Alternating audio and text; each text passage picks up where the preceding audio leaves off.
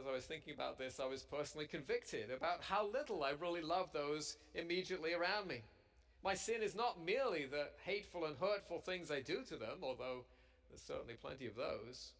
It lies in the opportunities to love them deeply that I so often miss, because I don't even notice them there. We all miss the mark of God's perfect holiness by failing to care deeply for those he has placed around us. The third word, iniquity, avon, focuses on sin as distortion or perversion. Biblically speaking, our problem lies even deeper than the things that we do and the things that we fail to do.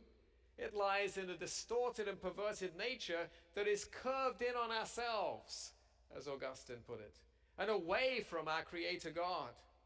In other words, we're not simply sinners because we sin. We sin because at the core of our beings, we are sinners.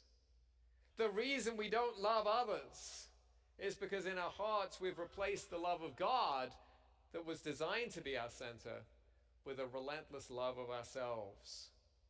We enter this world with stained and damaged souls, infected with a sin virus that comes from our first father, Adam. As Paul puts it, we are by nature dead in our transgressions and sins. We are justly the object of God's wrath. Our problem is not simply that we have stained hands and unclean lips, not simply that we have things that we have left undone. We have diseased and spiritually dead hearts. And if we don't see the enormity of our sin problem in all of its starkness, we won't see the beauty of being forgiven. In our culture, I think many have lost sight of the profundity and depth of the biblical concept of sin. We are deceiving ourselves, as the psalmist talks about in verse 2. Now, you can understand why people who are not Christians will want to define sin out of existence. In the past, that often took the form of alternative moral standards that were based on human wisdom rather than on God's word. In the present, it often takes the form of a radical relativism that questions the validity of any universal standard of morality. What the Bible calls sin, some people call equally legitimate lifestyle choices. Who are you to question the expression of somebody else's personal freedom, or even something that may be part of their genetic makeup? But the denial of the reality of sin profoundly undercuts people's sense of need for forgiveness. It's more surprising to see the loss of a biblical understanding of sin within church. Some churches have followed our culture in being reluctant to talk about sin. When we lived in California, my wife once got in a conversation with a lady next to her at the gym. And this lady said to her, "The reason I love my church is we're all so much in love with Jesus that we never have to talk about sin." To which my wife's response is, "You know why I love Jesus? It's because I know what a big sinner I am." And that's the reality, isn't it? But that perspective where sin is redefined as merely mistakes or brokenness or personal dysfunction instead of offense against a holy God has a profound impact on your view of ministry and discipleship.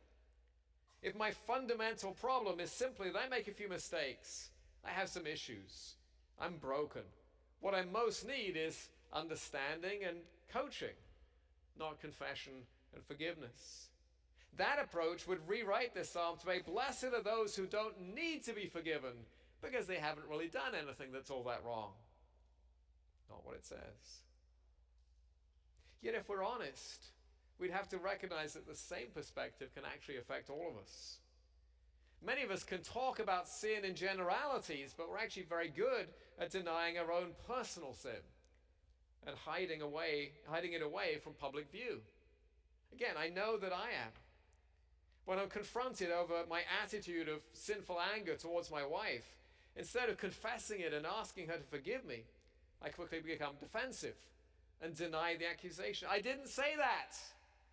And if I did say it, I didn't mean what you think I meant by that. I was just tired. We become silent about our sin, refusing to admit it to God and to his community. But what David discovered was that this silent hiding of his sin consumed him. As long as he concealed his sin, his bones wasted